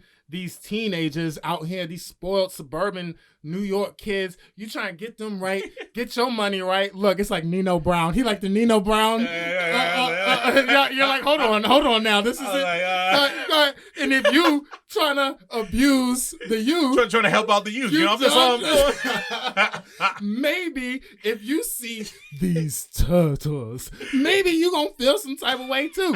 And then they just going to throw you in the dumpster. This little rat is on the roof trying to preach and teach you. I taught your mans in them, and then I killed him, and then you want to scratch me in my face and throw these turtles in my face, and I whoop them up, all right? And then you want to throw me inside the dumpster. I feel some type of way. You know what? So I will say this. Yeah, he should feel some type of way. You know what I'm saying? But he's still bad. I mean... He's still bad. You know what I'm saying? But I feel you though. You know? All right, so maybe abusing the work of... And didn't he kill his mans because he wanted his girl? But you don't know who she was winking at. No. You don't know she was winking at him and playing with him, man. She got him to get the beer. He got the beer, and then he got the food, and then they got it all mixed. He paid more money on the tab, man. He paid more money on the tab. He was jealous, bro. And he took the girl. He was like, you know what? If I can't have her, you can't have her. None of y'all. And screw that rat. Where my scissors? Exactly. I'm about to put all them scissors on. I'm about to put all the scissors and all the knives on right now. And he was like, I'm shredding now, bro. I'll be shredding. Yeah, no, I definitely, I feel you on that, though. But it is an interesting story, though. And, like, Yeah, you might be like, really a rat at the owner, but it's like no, because it really kind of obviously you're talking about Teenage Mutant Ninja Turtle, so like let up people, you know what I'm saying? If you can believe in like superheroes, you can believe in this, but no, it's kind of interesting though because like you have a human interaction and human turmoil that has had with one another, and then it just so happens because the thing is like the turtles just so happened, you know what I mean? Right. Then the rat taking in what he knew in his knowledge as it's growing and his memory and everything, and then he's like, well, I'm gonna teach these students of mine, and I don't even think it was initially to take down Shredder. It was just to teach them to be ones with themselves, with the art, and also be able to defend themselves and fight obviously injustices and things like that. Well, that's what self-defense is. That's what they teach you how to fight. I mean, that's what the monks will tell you back in the day. It was all about them getting robbed when they were just trying to meditate in front of the temples. And the temples, of course, looked nice and everything and had valuable things. Yeah. So they needed to stop getting robbed. Yeah. Hence Kung Fu, and self-defense. It was never about being offensive. Exactly. Different styles became offensive from that, and tactical from that, right? You know what I'm saying? But then I'm gonna be getting into my 36 chambers. There you go. Hey, my 36. That's another episode. We'll get into our Wu-Tang bag one day. Did you ever watch 36 Chambers, Wu-Tang, any of that old? You know what? I'd not actually finished the whole thing. I'm a huge Wu-Tang fan though. By the way, if anybody is watching the Wu-Tang Chronicles show, it's pretty dope. Oh, got Ashton Sanders in it. My boy Jason Louder, shout out to Jason, bro. He's in a couple episodes too. Which one did he play? He was actually the Jamaican drug dealer. Oh yeah, I know you're talking about. I almost did some spoilers. Yeah, I know you're talking about though. Yeah, like he was with the shorty in the scene. I know you're talking about. Yeah. Yeah, look, I got to know my homie a lot better after that episode. I was like, oh, wow. He goes, I ain't know how to tell people. I'll leave it at that. But yeah, bro, yeah, that's man. cool. Nah, man, huge Wu-Tang fan though. Yeah, they were dope. Nah, man, I think that was another thing that they were kind of taking advantage of is just that whole Kung Fu fan in us all. We were all into all of those Kung Fu. I don't know what exactly was curing that for us at the time. The reason why it was fighting all of the anti-violence movements and all of that. I don't really know at the time what was given us as kids, that sort of, because we had the Nerf guns and like the water super guns soakers, bro. Super soakers back in the day. Now let me tell you something. Bro. We were built. Look. So it's funny how like we were talking about yin and yang of it. So like it's like now kids might be desensitized, but bro. Super soakers back in the day, bro. Let me tell you something. Nowadays, you're like, oh, these kids are gonna get hurt. Back in the day, it was like, man, I'm about to hurt this man. It will go the down. Backpack super soaker, bro. Yes, oh my gosh, man. What's crazy is I had my super soaker all up until I was like 22, 23. I don't know who took my super soaker. I'm gonna find out. I had it for a long time, man. I'm hurt. I had it for a long time. I don't know what happened to it, man. I brought it to a couple of pool parties. Like, I had a couple of people try to take my super soaker. So, but I was dedicated. We used to go on missions. Bro, yes. I remember we would always reenact Predator, the movie Predator, with our super soakers all the time, man. Yeah, I didn't even realize that wasn't a part of childhood anymore. Like, I just looked up and kind of realized that a few years ago. I was like, I ain't seen super soakers in a moment. And then I kind of Googled it, and they're like, that's not a thing anymore. Yeah, because I think it was like 2007, 2009. Like, they still had super soakers, but they had changed the way they made them in the early 2000s. I would say probably around 04, 03, 05 is like when they started to have the change, because I think people were getting hurt. Like I said, the backpack super soaker. I know we're going off on a tangent right now, people. I'm sorry, but all this is reminiscent. You're here. But the backpack super soaker, like the one that went on, that was like the minigun.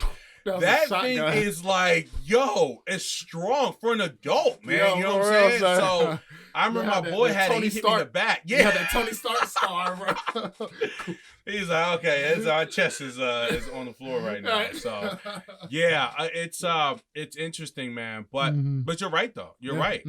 I think I also just think in general, You know, just like guns. You know, I think just like the public got a little more. You don't, in general, I feel like you don't, like kids don't play with that stuff. I'm not saying like TV and movies and stuff. I'm just saying I don't think kids play with like the Nerf guns. Oh well, I'll tell you why. I'll tell you one. Number one is it's these things right here.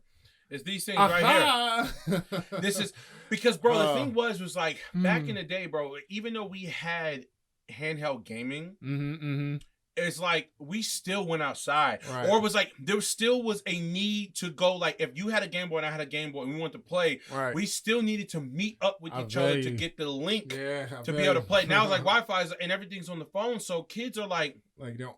I can play my games on here, or I can play on my Xbox, or PlayStation for me. You know. And you know what I'm saying? I'm comfortable at home. My homie's What's the need to go outside? Right. What's the need to go outside? And where, again, that's where the mindsets and things are switching up. So it's like, I guess that fun, I'm going to shoot somebody with water guns is like, I'm going to kill somebody on Call of Duty. Son, I feel you. Wow, that's crazy, son. And it's what everything's accessible to the, and so that, which I know I can get into a deep tangent about like, you know, society and like the numbness of human interaction and things like that. You know what I'm saying? Like, because if you think about it, what's crazy is, although I love the face-to-face of this is necessary. Right. We could have done all this at home. Exactly, son. From afar. Exactly. Yeah, man. Which is what, wow. And that's part of the reason why it was taking me a while to start this, because even though, you know, I think right now COVID season is probably podcast season at this point. I bet you they're going up a lot, but I wanted this when I was first having the idea. I wanted this to be in person. So when COVID happened, I was like,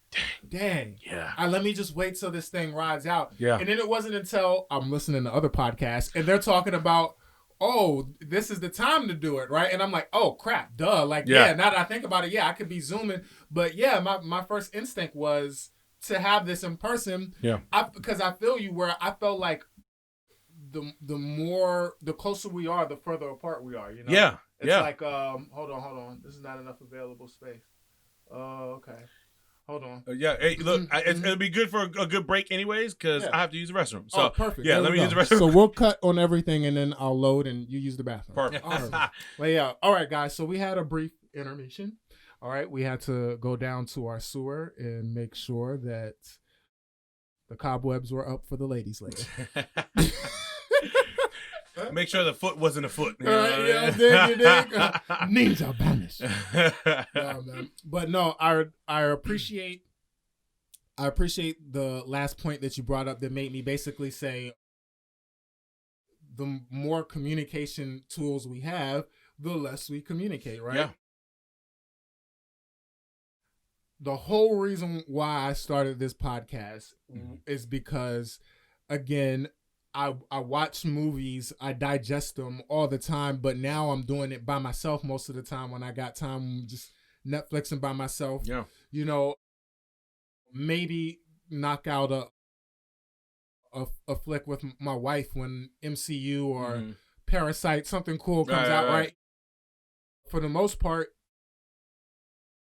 like we said, like we went to Plaza to go see Candyman and to go see the thing, and I was like, I want to put that in a bottle, and I want to do that every day. Yeah, you know what I mean. I was just thinking that I was just like, even when I was just thinking as a filmmaker, because it's just as we're dealing with COVID and everything like that too, when we're like worried about how these next productions are going to be or whatever may have you. I was just, this is my next step in storytelling. Yeah. I understand the techniques, and of course there's you can understand that stuff, and it would take 3 lifetimes to learn filmmaking and all the ins and outs of it, right? Unless you're Scorsese or Spielberg, right? But then you're just born with it, right? Gosh. But I'm excited about interpreting film, you know, again, like interpreting it, and I don't sit with people and watch the movies and talk about the movies, and we look at each other and we talk about how it meant to us, and to bleed into what you're talking about with just in general with communication. I am the worst caller backer ever, bro. Like, I do not like talking on the phone. Like, now nobody's gonna call me. I don't mean to sound like a miser, But I swear, man, I'm like just waiting to get off the phone. Like even when I'm on it, it's like, who's this? What do you want? Yeah. Am I supposed to be somewhere? What? All right, cool. Talk to you later. Bye. Like even then, I'm not. How's your day? What are you doing? How do you feel? Right? What are you thinking about right now? And we don't get those things as much as we used to, man. Just because it's way too convenient to just text you. Yeah. Even if I am thinking about my grandma, it's way too easy for me to just be like, "Hey, Granny, I love you," and then she just send me a heart back, right? Yeah. And then I went to go see her last month, and I was just like Granny, like and it's like I was like, I felt like I haven't talked to you because I haven't spoken to you in forever. I haven't heard your voice. I haven't seen you. I haven't touched you. I feel you. It's a different time now where let me hop on the interweb and put my headphones on with the microphone and I'm a Zoom you. I mean, of course we got COVID now. We're not trying to promote people going out and killing themselves, but that 3D thing in general is just but that's the thing though. That's what's interesting is that where there's also a level of fundamental, like there's a fundamentalism like that we have. Is that although the phone stuff like that, and yes, you do have a lot that is accessible to you. You still prefer face-to-face interaction. Right. It's like, hey, let's go meet up and let's go do that thing. You know what I'm saying? Or let me see you, whatever. I think what's now is that these kids aren't getting, they're not getting that foundation because they're being bred on the lack of face-to-face. You know what I mean? Right. Whereas us, it's like, I feel like our generation, it's easy and it's simple to get, send a text versus a call and things like that. Mm-hmm. But at the end of the day, it's like, oh shoot, we still need that. We still need that face to face connection. Yeah, we do. I know I do. I do. I feel like it's bad. Don't get me wrong. I love my me time, but I think I love it too much. I am so Gucci. Like the older I get, I just realize that I'm so Gucci with. I can look at my I can pop this on. I can pop this screen on. I can listen to my podcast over here. Yeah. I can go over, check on my kid. I can I don't even have to go in the room, bro. I can just pull it up on my phone, make sure my kids sleep. Yeah. I'm good. You know what I'm saying? And it's way too convenient for me to not talk to people, man. And then it's like you can get into these tunnels. Again, there's just always a book to read. There's always some dark tunnel on YouTube that I need to go into so that I can figure out whether or not I'm really Magneto's personality or Professor Xavier's. Like these are things I need to know, and I can spend hours doing this. It's way better for you to say, no, I'm Magneto. And I'm like, no, I'm Magneto, mother. You know what I'm saying? Like, it's way better. Nah, man, I'm Magneto because I like the magnets the most, and I got magnets inside of my house, and look, and it's like, no, well, I have the magnets inside of me. Exactly. And we do that, right? That has to happen, and then, all right, well, I'm going to be Cyclops then. Cyclops is dope. Exactly. You know what I'm saying? I'm going to be Cyclops. He got a strong neck. Exactly. You need to have a strong neck to be able to blast. You know what I'm saying? Which brings up a good point. And I'm sure we're probably going to get to this. I hope I'm not jumping ahead. You're fine. Who's Ronan? Oh, I love it. I'm glad that you brought that back up because I almost forgot I was going to get to the conclusion. So... Let me ask you this because for the sake of the podcast and for the folks who don't know, and I think we should start with, who is your favorite Ninja Turtle? It's a little synonymous because my favorite is the Ronin, Donatello. And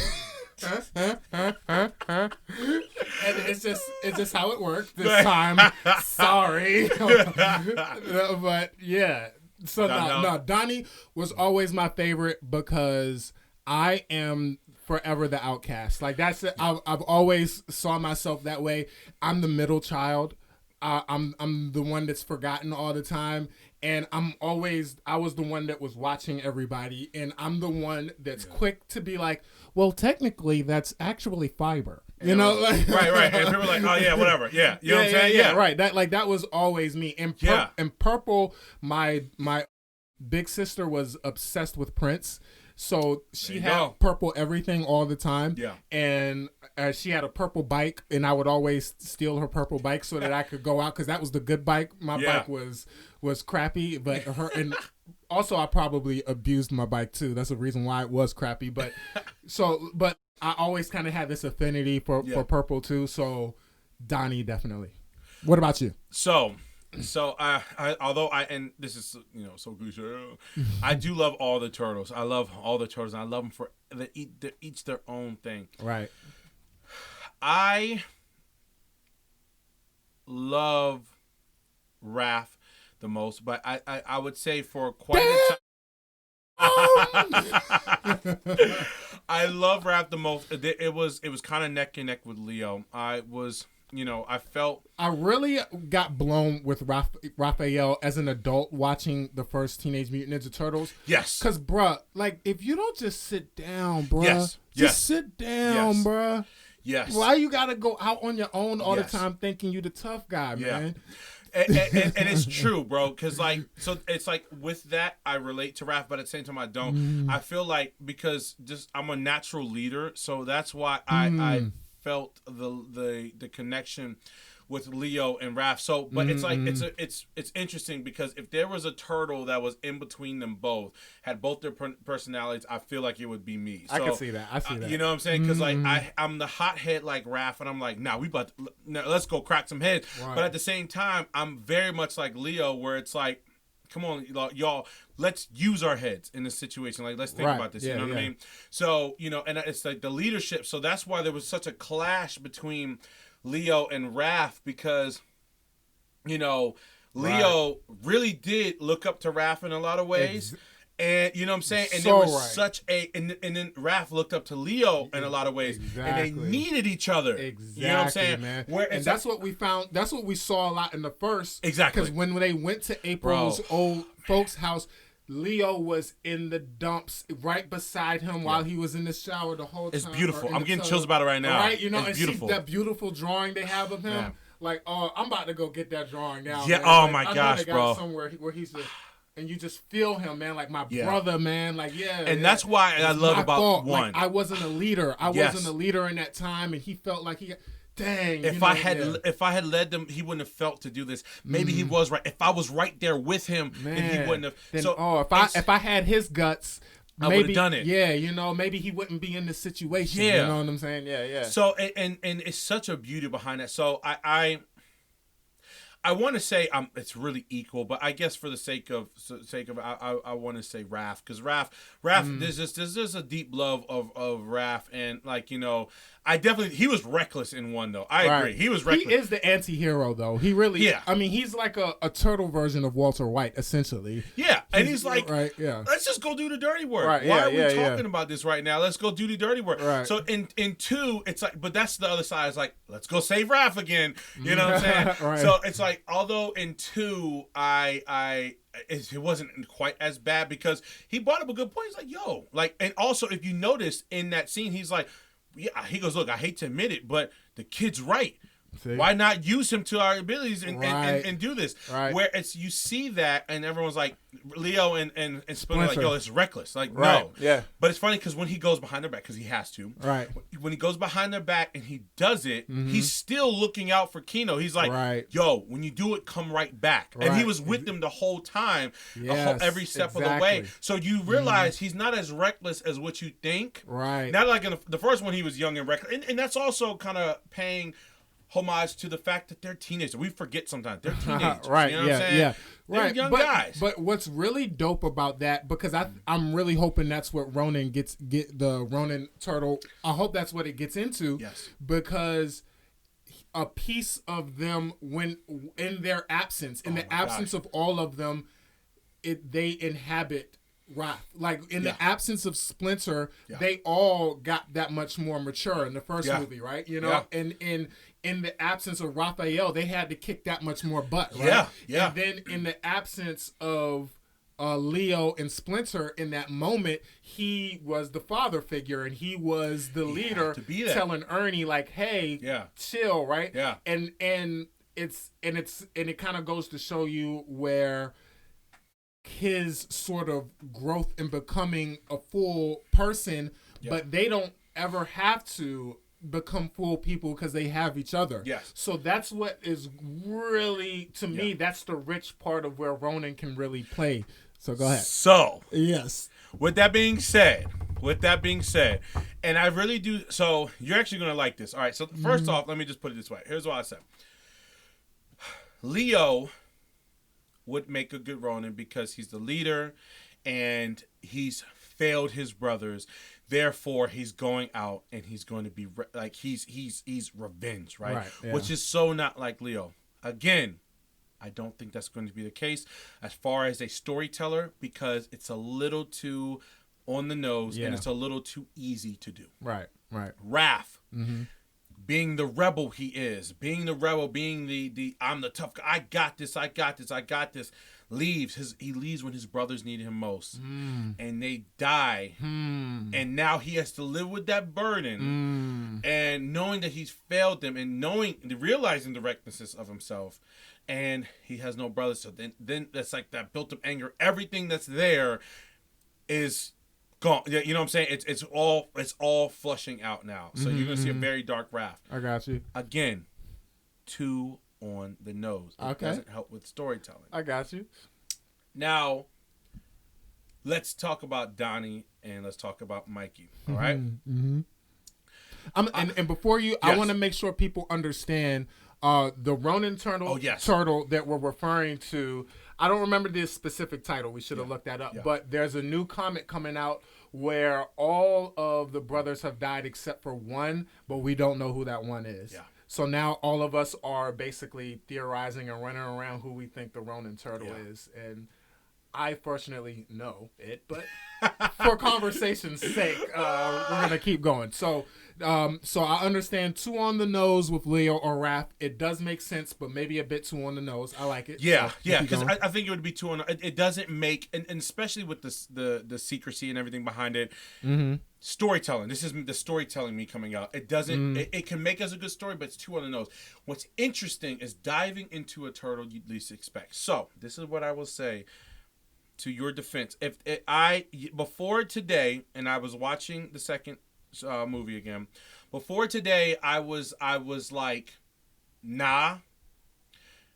But I will say, there is definitely an inkling there of having more of an interesting story with Donnie than I originally anticipated, and this is why. And it's funny. So for those of you who don't know, we kind of talked about it, but we really didn't get as in depth as we're doing today, right? About that and how you felt and why you connected with Donnie, which is interesting because this is what I saw today.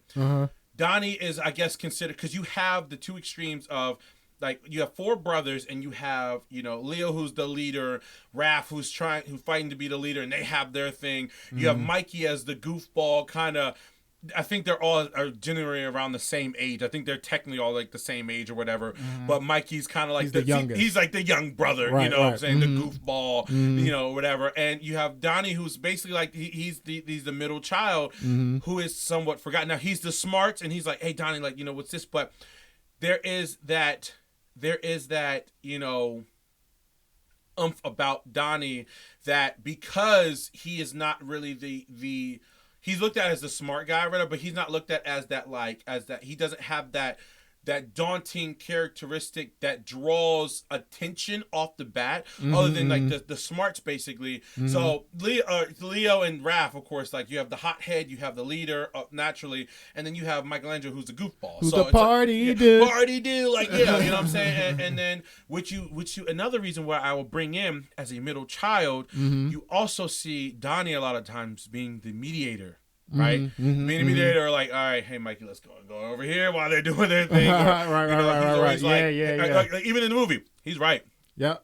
he's right. They're both right. You know, it's like right, that funny little exactly, thing where he's like, you know, that kind of middle child, like you said, that honestly would make for a dope story because, again, for all those reasons there, you know what I'm saying? Right, Not having to have that, I have to step up to be the alpha of the group. Not having to, you know what I'm saying, look out for young Mikey or whatever, or smack him upside the head like, come on, bro. You know what I mean? And having to have all this built up rage of I didn't do enough, to take all these things that all of them would feel, but then putting it on the turtle that is that might be looked over. Right. You know what I'm saying? I feel you. Yeah. So with that, I say, after kind of analyzing that today, after looking at it a little bit, I was like, I could see, and I honestly, I wouldn't be mad at it, and I could see where and how they can make an interesting story and why him. But I will say, so like I said today, before I was like, nah, it's not him. I can appreciate that. I can appreciate that because he was very anti-Donnie earlier, so I'm glad that I brought him to the world of purple. So with that being said, too, I think Mikey. I still think Mikey. I think poses as a great story. I guess you can argue that it's kind of obvious too, but like I think Mikey, because of the lack of seriousness and also the lack of, I mean, he has his older brothers have been killed off. He has, you know. He has to step up. I think you guys might be hearing my son in the background, but okay, that's cool. I'll talk louder. But you have that goofiness that is now faded away. You have this lack of, you know, Splinter. This lack of the older brothers, and he's having to learn a lot now. Yeah. Because his brothers aren't there. Right. And because it's like the one you least expect. So, you know, he might have some moments where he's getting beat up. He might have some moments where, or he just, all this built up rage, which is so not Mikey. Right. It's such a 180 turn. Right. That's who he has to learn. So I've seen a couple pictures. I've seen a couple little hints of things that I think they were low key trying to put in. I might have been over analyzing it. I think we can both agree that who would make the best story for Ronin would be Donnie or Mikey. I think we both could, you know, agree on that because they're the least that we would expect. And I think that having an underdog, so to speak, be the one to do that. Of course, I think we also both can agree that if it's any of them, it's still going to be dope, and we're going to love it. We're still going to read it. Yes, exactly. But I definitely think having these two turtles coming out of their shell, so to speak, of being, you know, being the leaders that they typically, you know, and don't get me wrong, all turtles are leaders, but they weren't taking that role. They never had to take that role, right? Because Raph and Leonardo were always fighting for that the whole time, right? So now having one of them two to basically be like, I have to, and I'm mad. Right. Yeah. So outside of their characters that it poses as such a dope story. So, I agree. So that's my take on it, folks. That's my take on it, folks. I don't really think you can disagree with the take. I think that especially with Raph and Leo, that's the route to go. And if you do it well, let's not do the same cookie cut story that's there. I'm sure if they choose to do them and they do it well, we'll appreciate it in all of its glory, right? I think that with Michelangelo, it's the biggest character arc. You have I mean, there's a novel in there. That, you know what I mean? You talk about him going from being the youngest party animal that never had to make any decisions. Ever. Most of the time he was thinking about when he's going to order the next pizza. Right? You know what I'm saying? Like, so watching him pick up those elements of his brothers will almost be like watching Aang in The Last Airbender, right? Yeah. He had his lane, was airbending, but then to learn all that other stuff was so excruciating for him, right? Yeah. So I think that definitely Michelangelo, that character arc would be very rich. Yeah. Probably the most rich. Yeah. The reason why it's Donatello. The reason why is your purple beats would suggest. Yeah, right. No. What I really love about it, again, it's totally me being biased, like whatever. But it's just because he was by far always been my favorite. But what I love about it is, one is with all the smart guys, like Billy and the Power Rangers, was the professor in Gilligan's Island. Like, whoever the brains of the situation is, to me, whenever I watch it, I'm all, Captain or Lieutenant Spock, right? Why aren't they in charge? Why aren't they the leader? Yeah. They're clearly the smartest. Why don't they ever? But I think that's what the new Star Trek kind of dealt with. It's the zeal. It's this X factor that makes you a leader, right? Yeah. That like Leonardo is good for goodness sake because he listens to the Splinter. He doesn't think. He's not the best thinker, I should say. Yeah. So he's a listener and he's a direction follower. Yeah. So that's why the brains can't be the leader. That's they're too analytical. They don't make decisions. They're too busy thinking about it. And then they can't be the party animal. They don't have the Z because they're thinking too much. They can't have fun and stuff because he's thinking too much. And then he doesn't have the attitude and the anger again because it's not logical. It's not why get angry. Yeah. It's just because A plus B equals C, right? Like why be logical or why? And then also I feel like he has all of these sharp objects around him that the enemies will strike down first. It's like Raphael is gonna die first because he's gonna go by himself because that's what he does. And his lesson will be that you shouldn't be reckless, right? Mm-hmm. So Donatello will have to eat that, right? He'll have to take that in, right? But then Michelangelo will be reckless and not caring enough, right? He's not gonna be he's not gonna take things seriously, and then he's gonna accidentally slip down something and die, right? So now Leo has this weight of the world on him now. I lost my little brother. I lost my homie who was I thought was almost better than me, right? Yeah. I am not losing another effing brother. Like, it's not happening. Yeah. Not on my watch. But the whole time Donnie is now he's kind of lost his innocence because Mikey's gone, right? Yeah. So now he's built this anger. Now he has this anger that Raph had, right? So now, him and Leo are going out and doing their thing, and something bad happens. Donnie, maybe we're watching him whip it up more than he's ever whipped it up before because he's a little angry now, right? Mm-hmm. And then Leo sees him about to get caught. Mm-hmm. No, not on my watch. Mm-hmm. Hit me. Boom, I'm dead. I'm sorry. Yeah. Better me than him. I can't have this. I can't walk around with this guilt on any. Like, I would take that L. Boom. Who's left? Donnie. Yeah. So then he bends down. He picks up the sword and becomes the Ronin Ninja. I dig it though. I dig it. Ninja.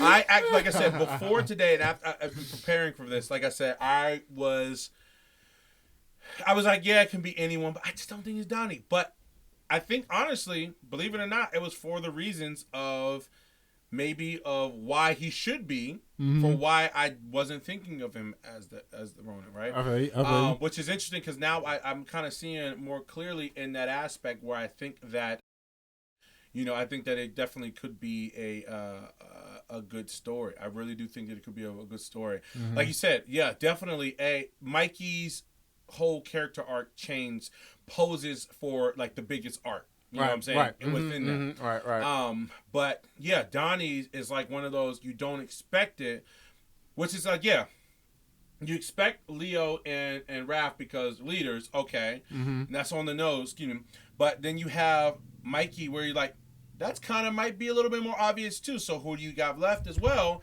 Donnie. And Donnie is, and for aside from, all the other dope reasons too, you know what I'm saying? Mm-hmm. So I'm interested to see, do you know when they're releasing?